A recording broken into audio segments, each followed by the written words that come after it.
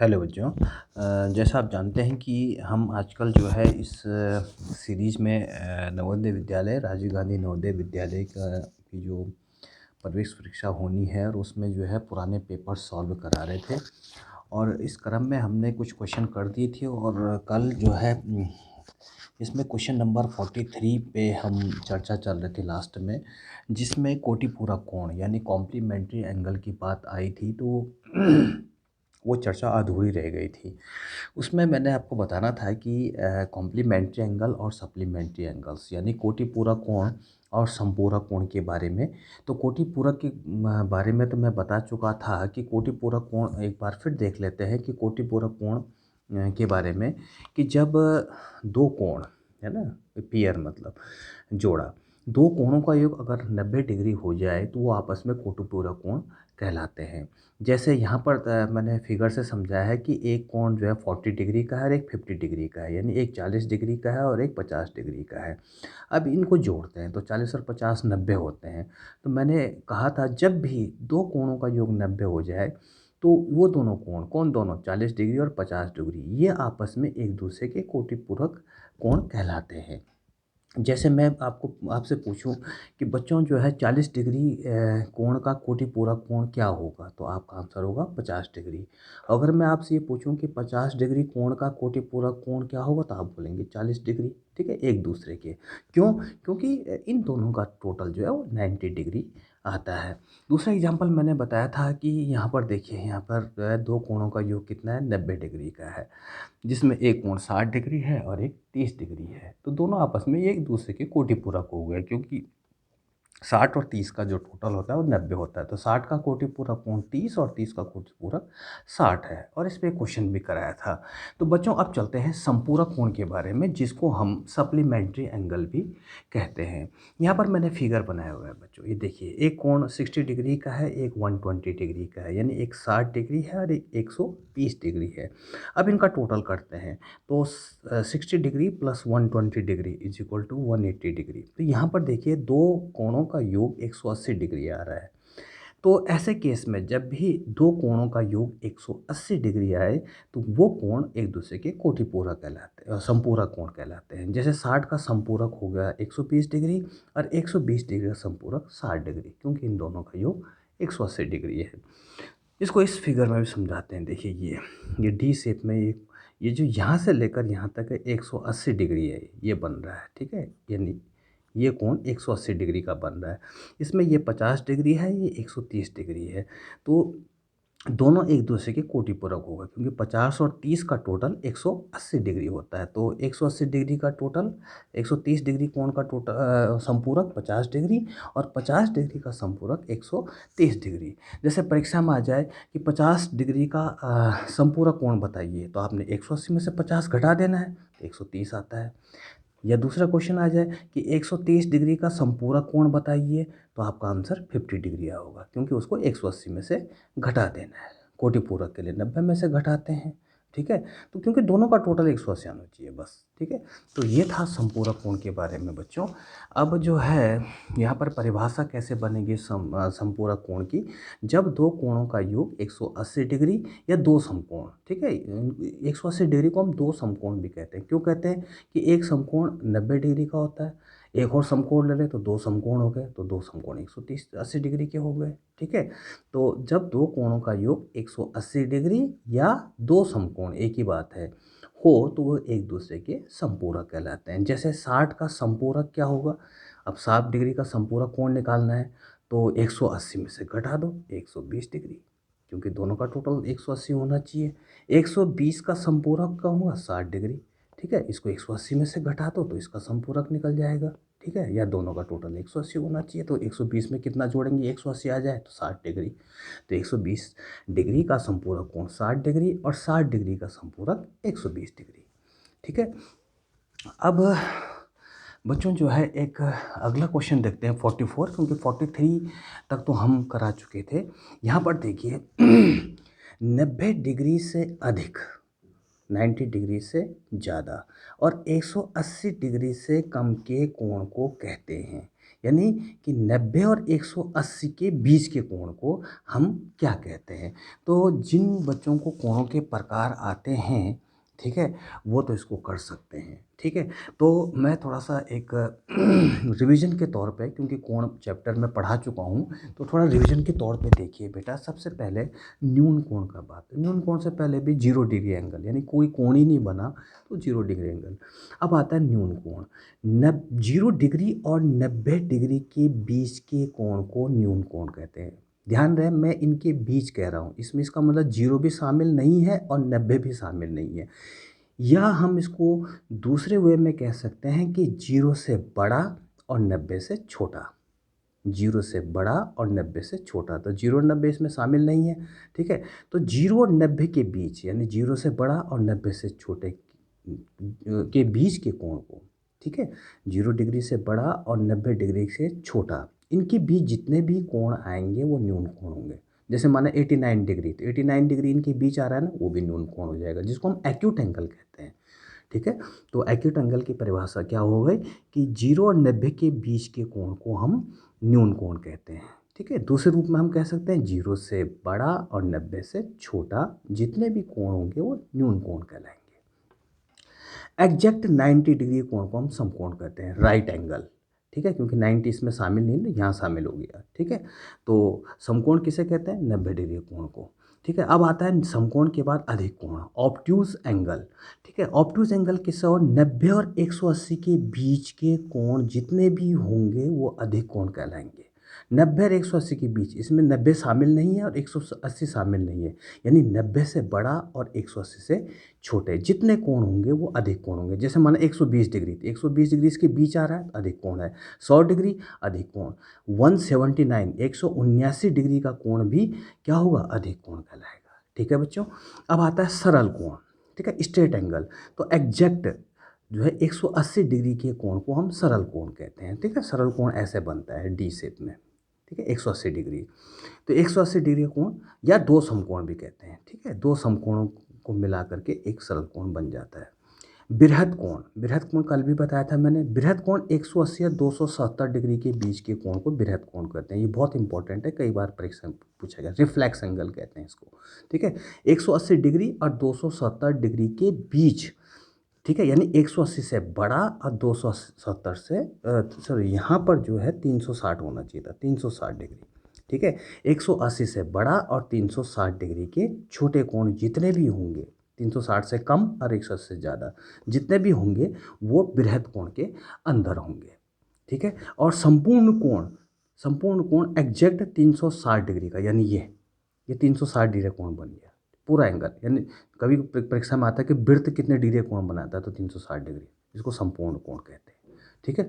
तो ये तो थी हमारी। अब हमारा प्रश्न है कि 90 से अधिक और 180 से कम के कोण को क्या कहते हैं। अब देखिए यहाँ पर 90 से ज़्यादा और 180 डिग्री के से कम के कोण को क्या कहते हैं, तो हमारा आंसर होना चाहिए अधिक कोण। अब देखते हैं यहाँ पर हमारा अधिक कोण है कि नहीं है, बिल्कुल सही है, तो 44 का बी आंसर सही है। आगे बच्चों देखते हैं क्वेश्चन नंबर 45 को, ठीक है। यहाँ पर है 10.5 सेंटीमीटर, ठीक है, 10.5 सेंटीमीटर व्यास वाले वृत्त की परिधि होगी। यानी हम सरल शब्दों में कहें कि एक वृत्त दिया हुआ है और उसका व्यास दिया हुआ है 10.5 सेंटीमीटर, ठीक है, डायमीटर जिसको बोलते हैं, डायमीटर गिवन है हमारे पास।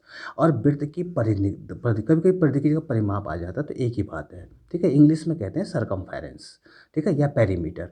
तो हमें एक ऐसा सर्कल जिसका डायमीटर 10.5 सेंटीमीटर है उसका सरकमफेरेंस निकालना है, और हमें 4 ऑप्शन दिए हुए हैं, ठीक है। तो देखते हैं, बढ़िया क्वेश्चन है ये भी। हमें जो दिया हुआ है हम वो लिख देते हैं बच्चों। हमें दिया है वृत्त का व्यास यानी डायमीटर 10.5 सेंटीमीटर। अब हमें वृत्त की परिधि निकालनी है जिसको हम परिमाप भी कहते हैं, ठीक है। तो परिमाप निकालने के दो फॉर्मूले हैं। देखिए, वृत्त का परिमाप यानी P is equal to perimeter is equal to 2πr, ठीक है। पाई का मान 22/7 होता है। आर रेडियस होती है किसकी, वृत्त की, जब हम वृत्त की बात कर रहे हैं ये, ठीक है। केंद्र से वृत्त को मिलाने वाले जो रेखाखंड होता है उसको हम वृत्त की त्रिज्या कहते हैं, 2πr, ठीक है, या तो आप इससे निकाल लो, लेकिन इसको निकालने के लिए आपको वृत्त की त्रिज्या निकालनी पड़ेगी। तो व्यास दिया हुआ है तो त्रिज्या आधी होगी, यानी इसको जो है हाफ कर देंगे, इसका बटे 2 कर देंगे। ठीक है, और एक आप डायरेक्ट फॉर्मूला वृत्त का परिमाप निकालने के लिए, अगर आप त्रिज्या न निकाल पाए तो 2r यानी रेडियस का डबल, इसको लिख दो व्यास। ठीक है, पाई को पहले लिख दो, पाई गुणा गया व्यास। ठीक है, दोनों एक ही चीज़ है।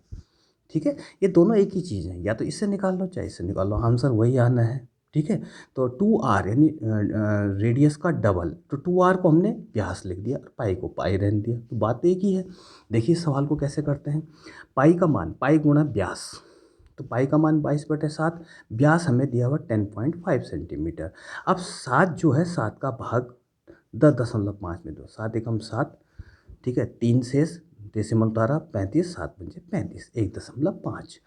अब यह ऊपर आ गया 22 गुणा गया 1.5 सेंटीमीटर। ठीक है, अब 22 की गुणा 1.5 से कर लो, पहले 15 की गुणा कर लो, 15 गुणा 22 से करते हैं, 15 दूनी 30 हासिल 3, 15 दूनी 30 और 3 33। अब डेसिमल लगाना है, यहाँ पर डेसिमल है नहीं, डेसिमल के बाद एक डिजिट, तो यहाँ से जो है एक डिजिट के बाद डेसिमल लगा दो, तो 33 सेंटीमीटर। तो ये हमारा जो है 33 सेंटीमीटर, ये हमारा परिमाप आया, यानी सरकमफेरेंस, उस बॉल की जो बाउंड्री है उसकी लेंथ आ गई है।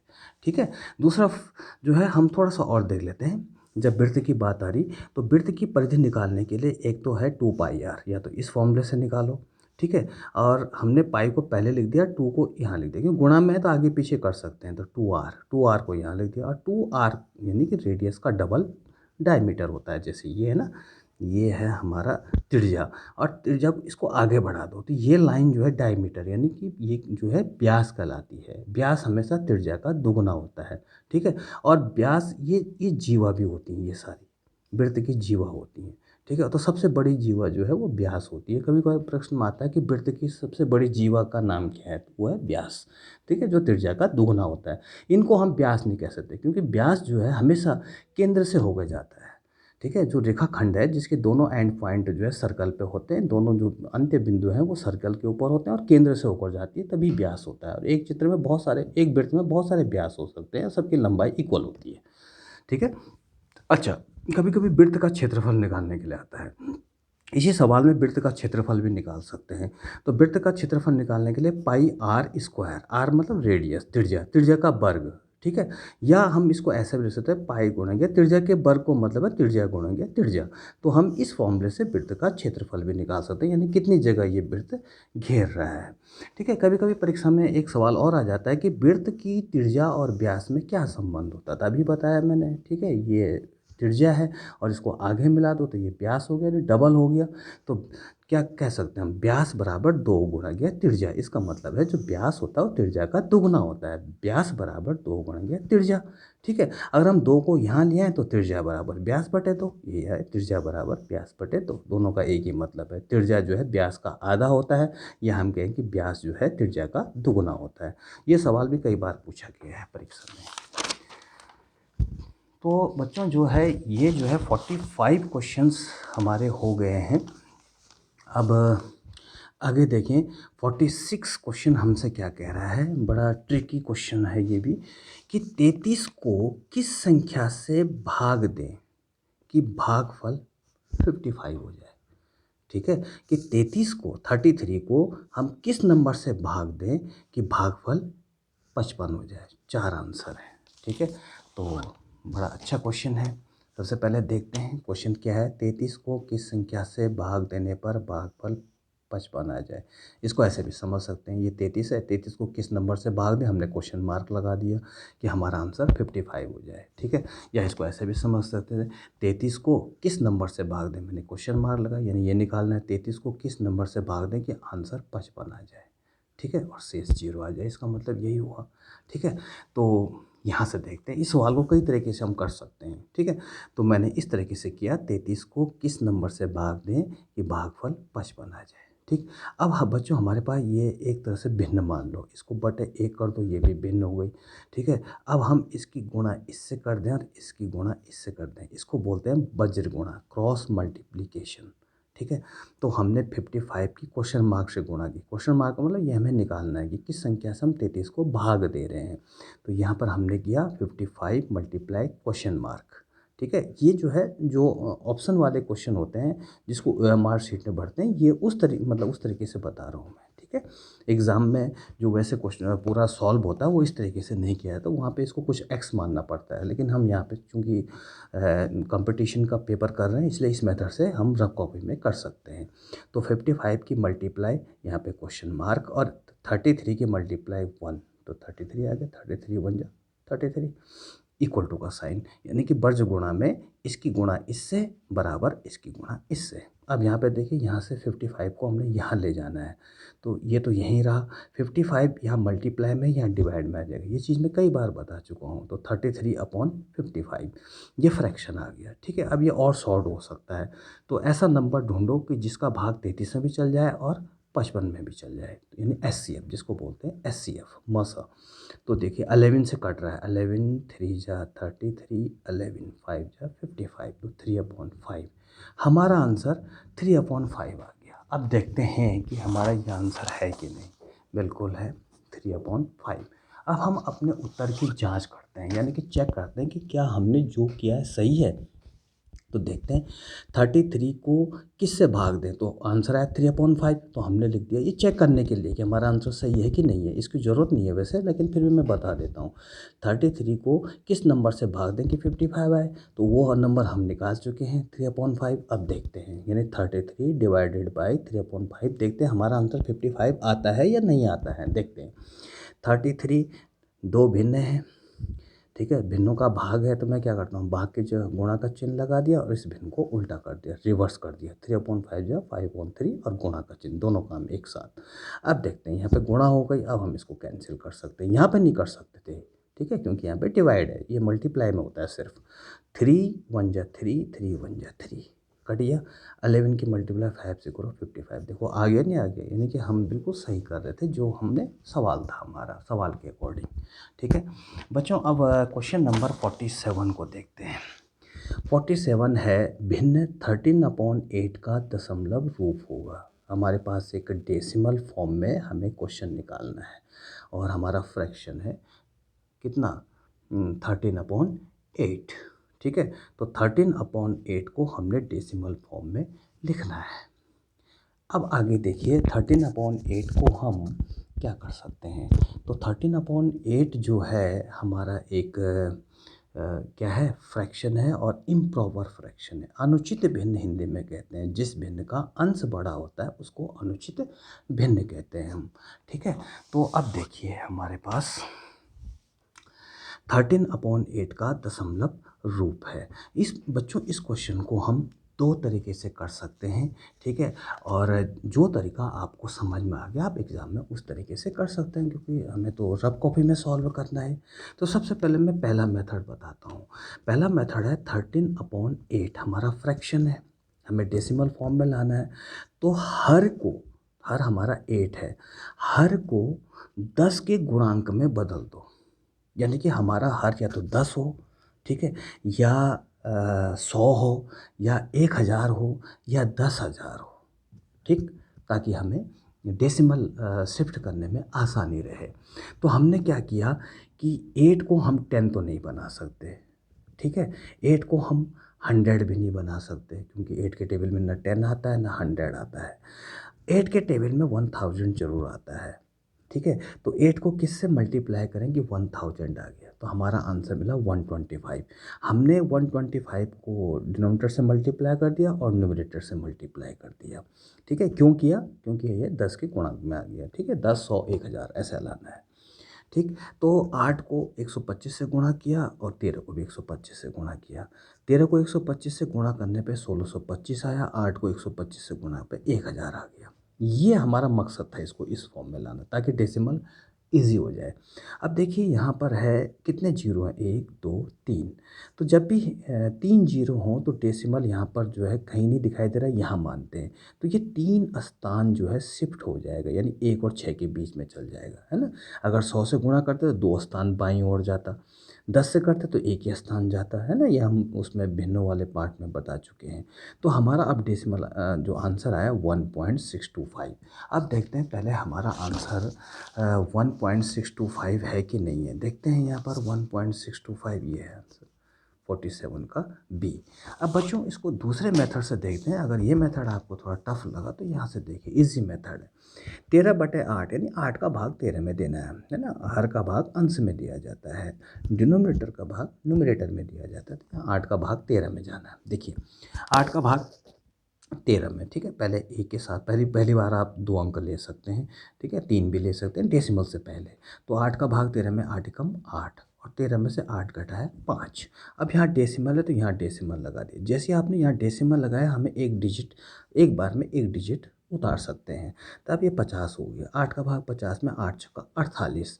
50 में से 48 जब हमने घटाया तो हमारा आया 2, ठीक है। हम दूसरा जीरो उतार सकते हैं तो हमारे पास आ गया 20, 8 दूनी 16। 20 में से 16 घटाया 4 हम, ठीक है। एक जीरो और उतारा और 40, 8 पंजे 40।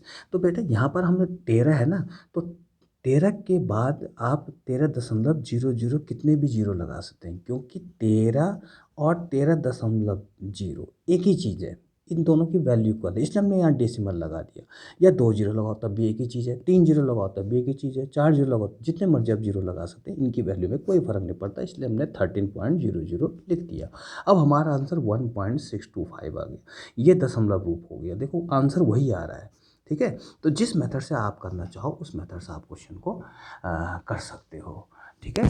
तो बच्चों ये जो आज मैंने 4-5 क्वेश्चन बताए थे, ठीक है, उम्मीद है कि आपको समझ में आ गए होंगे, ठीक है। और इससे आगे जो बाकी के जो 3 क्वेश्चन हैं, क्योंकि 25 क्वेश्चन आते हैं, ठीक है, 26 से लेकर 50 तक, ठीक है, वो तुम्हारा कवर हो जाएगा। तो मैं समझता हूँ कि आपकी समझ में जो मैंने आज बताया, ठीक है, क्योंकि अब रिवीजन हमने फास्ट चलाना है। बाकी चीज़ें मैं डिटेल में आपको पहले वीडियो में काफ़ी बार बता चुका हूँ टॉपिक वाइज, ठीक है। अगर आप उसको दोबारा देखना चाहते हैं, जैसे यही क्वेश्चन था, ठीक है, इसका वीडियो मैं पहले आपको बता चुका हूँ। प्लेलिस्ट में जाके आप वीडियो को देख सकते हैं, जिसमें मैंने काफ़ी डिटेल से कि क्यों शिफ्ट होता है, कैसे होता है, सारे रीज़न भी दे रखे हैं। तो मिलते हैं बच्चों फिर नेक्स्ट वीडियो में। इसके जो बाकी 3 क्वेश्चन बचे हैं हम उनको सॉल्व करते हैं, ठीक है। तो टिल देन बाय बाय।